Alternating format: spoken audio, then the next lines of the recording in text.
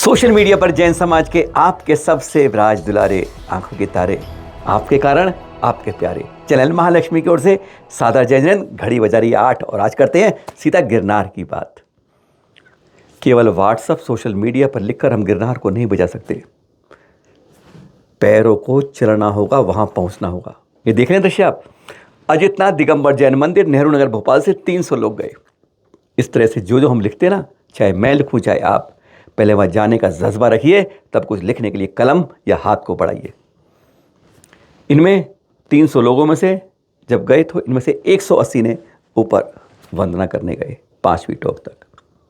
इनमें अधिकांश 60% से ज़्यादा महिलाएं थीं। बहुत अच्छी बात थी। जब भी आप जाएं पूरा ग्रुप बना के जाएं, जिससे दिक्कतें कम होंगी, परेशानियां कम होंगी, दूसरे की आंखें कम निकलेंगी। बता रहे हैं आपको, गए, इन्हें कोई शिकायत नहीं हुई। शिकायत जो हुई वही चक्कर नहीं लगाओगे, क्या नहीं लगाओगे, वो हम बताएंगे आपको।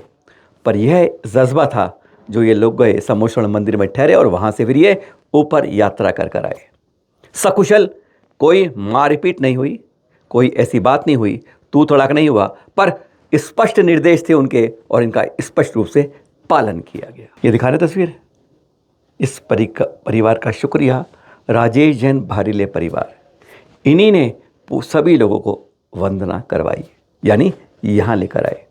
आज आपको ये वीडियो इसलिए दिखा रहे हैं, थम पड़ चुके हैं।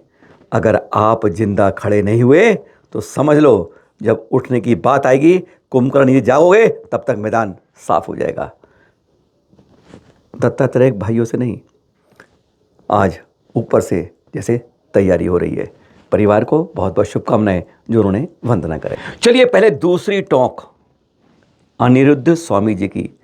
याद रखिए, 99% हम में से नहीं जानते किसकी कौन सी टोंक है। कहते हैं हालत बदतर से बदतर। वहाँ की स्थानीय कमेटियाँ बार बार कह चुकी हैं, आश्वासन हम ये करेंगे ये करेंगे ये करेंगे, पर कहते हैं एक ईंट एक सफाई एक कुछ नहीं करेंगे। कहने की बात अलग, करने की बात अलग।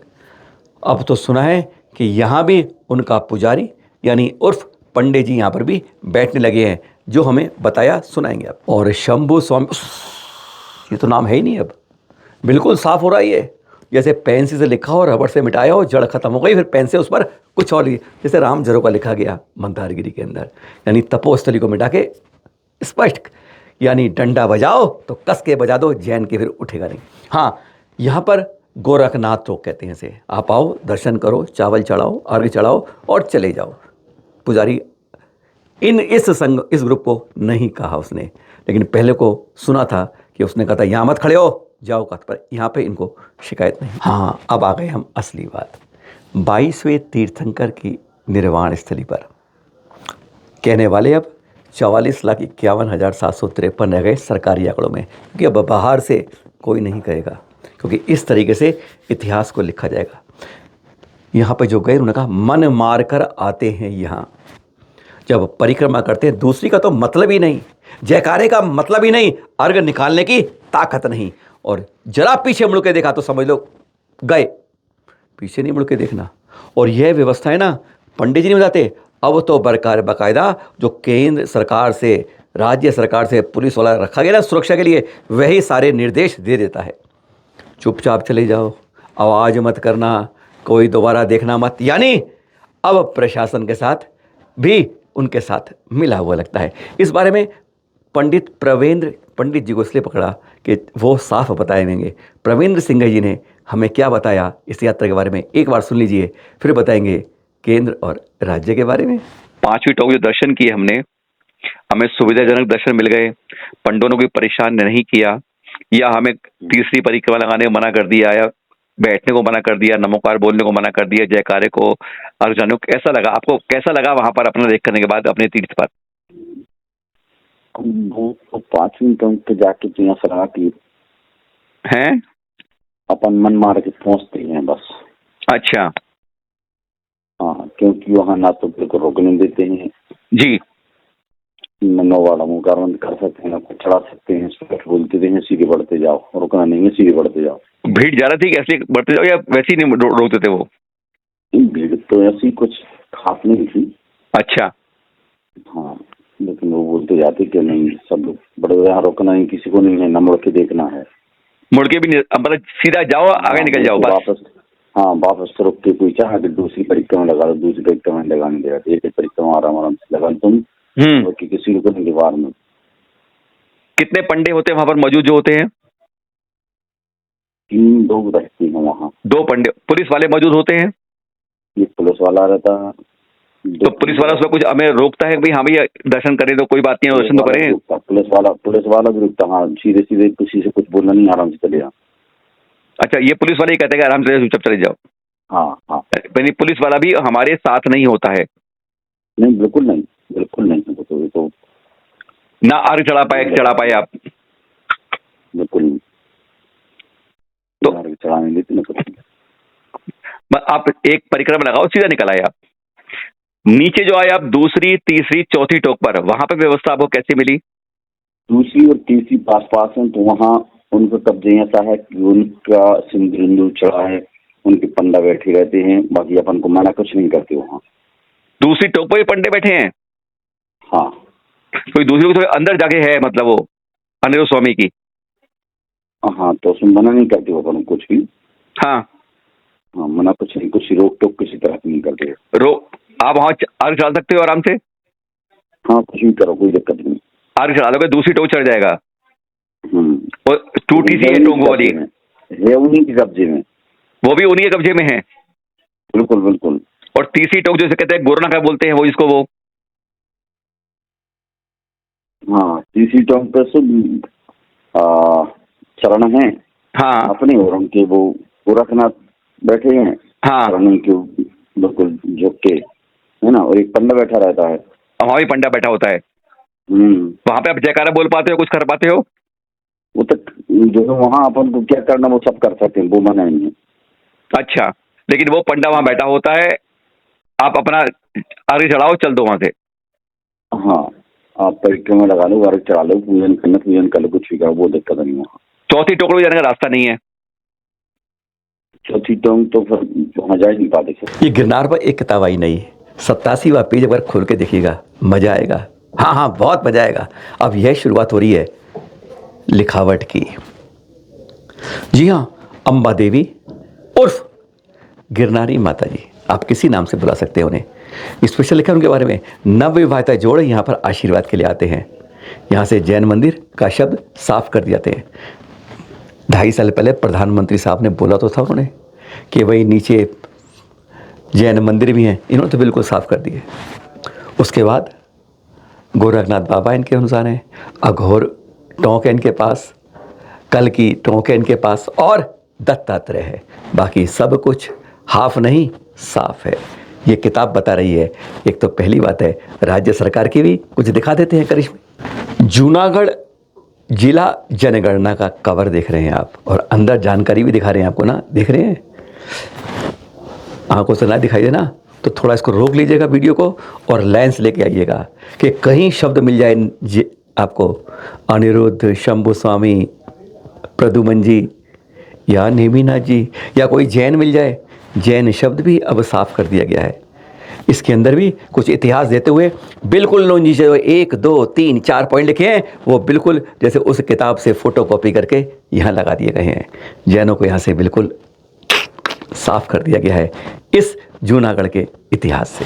यह है राज्य सरकार का जनगणना का विभाग जिसने कर दिया हाफनी साफ। चलिए आगे चलते, थोड़ा केंद्र की बात भी कर लेते हैं। आप कहें राज्य सरकारी सब कुछ करती है, कुछ केंद्र की बात करते हैं।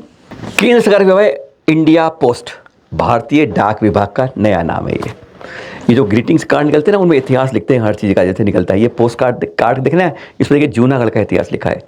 अच्छी लगती है ना बात, जब पहली लाइन में लिखा है ये जैनों और हिंदुओं के लिए, बस बहुत बड़ा फुल स्टॉप, यहीं पर जैन फुल स्टॉप पूरा ख़त्म। इसके बाद बाकी सारी बात आती है, वही सारी बातें दोहराई जाती हैं कि हिंदुओं के ये मंदिर हैं, अम्बा माता हिंदुओं के लिए, नेमिनाथ से अब उनकी यक्षिणी से मतलब नहीं है, हट गए।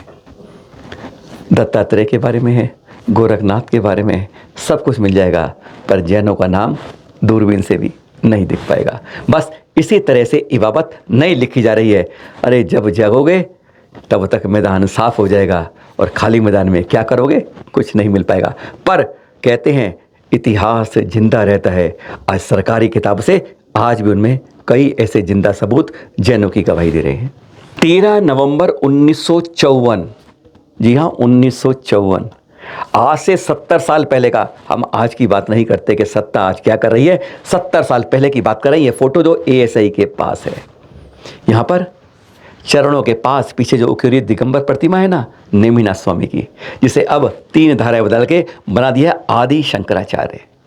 उस 70 साल की प्रतिमा के ऊपर ये देखिए साफ एक दिगंबर पुजारी पूजा करता हुआ, यह पुरातत्व विभाग के फाइलों में है। अब ये फाइल से किधर जाती है, खैर ये जमाने में सामने यहाँ पे भी आ जाती है। ये तो था चित्र, वीडियो देखते हैं। ये केंद्र के रिकॉर्ड में था, राज्य के रिकॉर्ड भी देख लेते हैं। ये वीडियो है गुजरात सरकार का, जिसमें आपको वो जो कहते हैं दत्तात्रेय टोंक, वो टोंक पर आपको दिख जाएंगे कि दत्तात्रेय जी कहीं नजर नहीं आएंगे।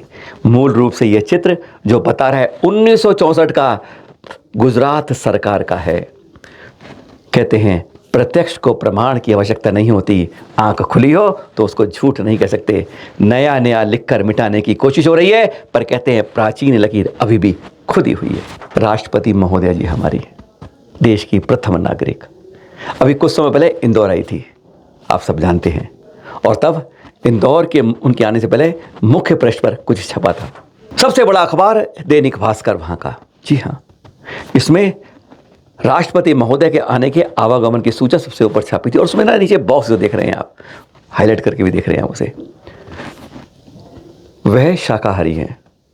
जैनी शाकाहारी नहीं, अनेकों आचार्य श्री विद्यासागर जी कहते भी हैं, ये मत समझना कि संसद में बैठे सिर्फ जैनी जो होते थे शाकाहारी, वहाँ पर अनेक सांसद आज भी शाकाहारी हैं। तो हाँ, इनके लिए तलाश क्या हो रही थी पता है, ऐसे बर्तनों के लिए ऐसी जगह की जहाँ पर कभी भी पहले उनके अंदर नॉन वेज ना बनाओ। और हम जैन सवाल इसलिए पूछ रहे हैं आपसे आज, जब ये देख सकते हैं कि जहाँ नॉन वेज बना हो, जिन बर्तन बनाओ उनको छूना नहीं है, उनमें खाना नहीं है, तो क्या जैन समाज शर्म नहीं आती है कि शाकाहारी कहते हुए हम उस जगह पहुंच जाते हैं जब वेज और नॉन वेज एक जगह बनता है, नहीं तो उसी बर्तन में बनता है। अरे इनसे कुछ तो सीख लो।